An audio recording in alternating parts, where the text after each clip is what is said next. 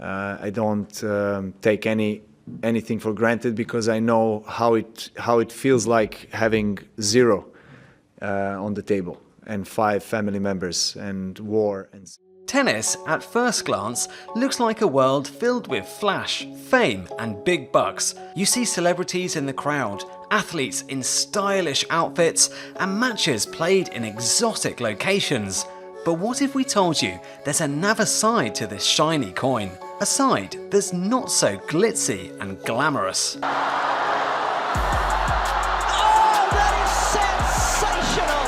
Today, we're taking you behind the scenes where the grass isn't always greener. If you think tennis is just champagne and strawberries, well, tighten your grip. But first, have you ever wondered about the shortest ever tennis match? Watch till the end to unlock more. And as always, if this video serves up some tennis joy, volley that like button and backhand a subscribe for more ace-worthy tennis content like this.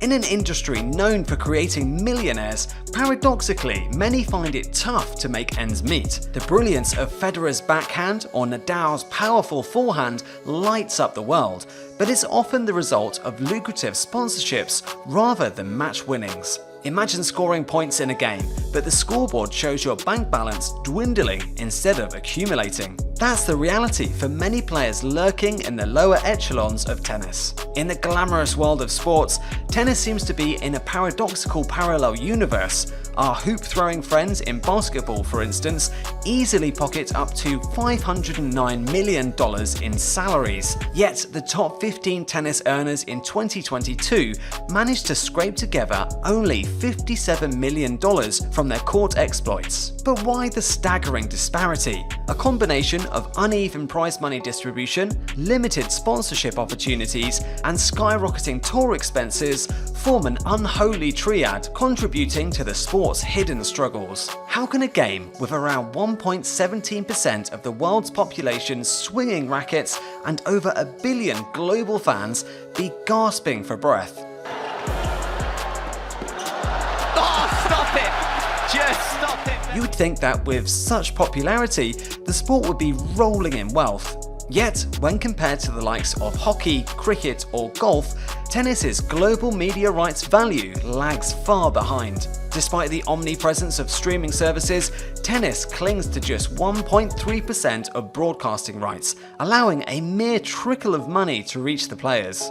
It's an uphill battle for professional tennis athletes, juggling between maintaining court performance and securing sponsorships for survival. Unlike team sports where players are guaranteed salaries and sign-on bonuses, tennis treats its players to a buffet of uncertainty, serving up prize money based on an arguably flawed system of ranking and performance ratings. The stakes?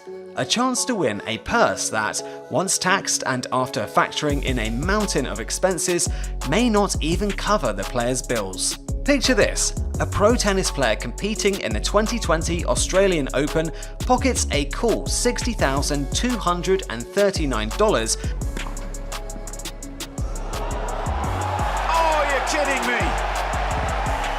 How on earth has he pulled? For winning the first round. Exciting, right?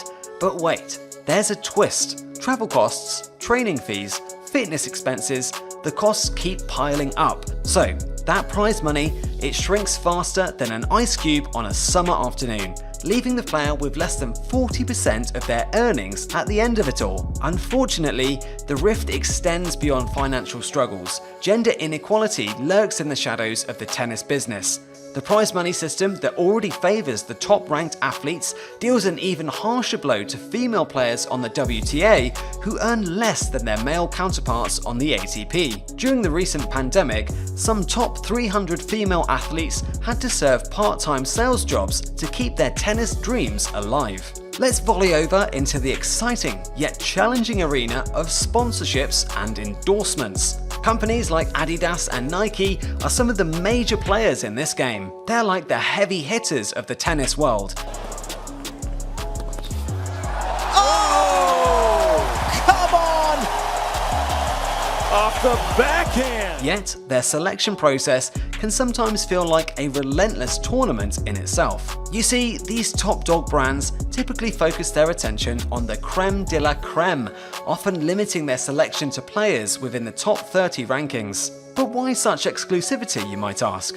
The answer lies in the visibility and marketability that these top-ranking players bring. They're not just athletes, they're brands in their own right. Their influence extends beyond the court, transcending into fashion, lifestyle, and even culture, making them perfect flag bearers for these major companies. Now, securing a sponsorship isn't like showing up for a casual match at your local tennis club. It often starts with a lot of networking, agents rubbing shoulders with brand representatives at events, pitches, and promotional activities. Brands may reach out to players they're interested in, or vice versa through agents. Then come negotiations, discussions about the player's role, the length of the deal, financial aspects, and so on. However, for the lower ranked players, this brand match can feel like a one-sided game. Despite their prowess and dedication, their chances of securing sponsorships are dimmed by their lower visibility. It's a painful paradox. They need the sponsorship to climb the rankings, but they need to climb the rankings to secure a sponsorship. This creates a vicious cycle of financial insecurity. Yeah, there's been playing such good spirits this match, and the highlight reel is extended a little more, making it harder for these athletes to break into the higher ranks. Thus, the sponsorship court, much like the tennis court, becomes a battleground, a place where only the best, most visible and marketable players get the lion's share of the spoils. Let's not forget the less tangible but equally crippling costs of pursuing a career in professional tennis: the mental toll. Anxiety, depression, and even burnout cast long, intimidating shadows over these athletes, overshadowing their passion and love for the sport.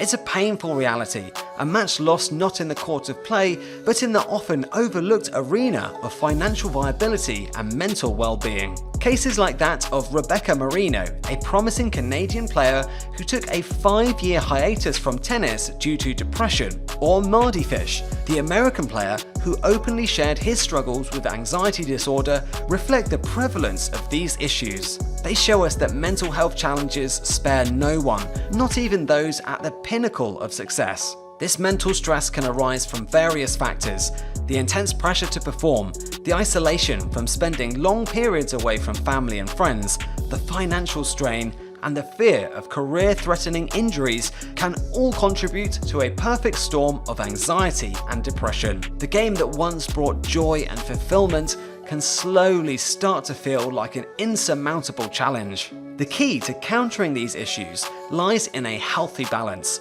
Players, especially budding ones, need to understand that it's okay to take a step back when the going gets tough. Prioritizing mental health is as important as working on that backhand shot. As we approach the final set of this illuminating match, the question that surfaces is not who won, but rather who lost and why.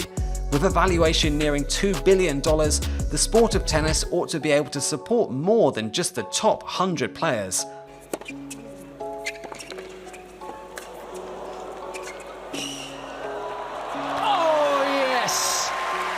The time has come to rethink the tennis business model for the love of the game and its future. Now, let's answer our trivia question of the day by turning back the pages to 1946. This is when Jack Harper blitzed through a match faster than you could say Love 15. He took on Jay Sandiford at the Surrey Open Hardcourt Championships, and let's just say it wasn't much of a match. Harper aced it with a perfect 6-0, 6-0 scoreline, dropping just one lonely point along the way. Our friend Sandiford must have felt like he won a mini lottery with that point. Now, for the punchline, the entire encounter wrapped up in a mere 18 minutes. Yes, you heard it right, shorter than a sitcom episode. That record still stands as the shortest men's singles match ever. Quite the speed serve, wouldn't you say? And that, my friends, is game, set, and match for this episode of Glam Slam Tennis. Don't forget to subscribe to our channel and hit the notification bell so you never miss a moment of the action and what we have in store. Until next time, stay fabulous and ace those serves.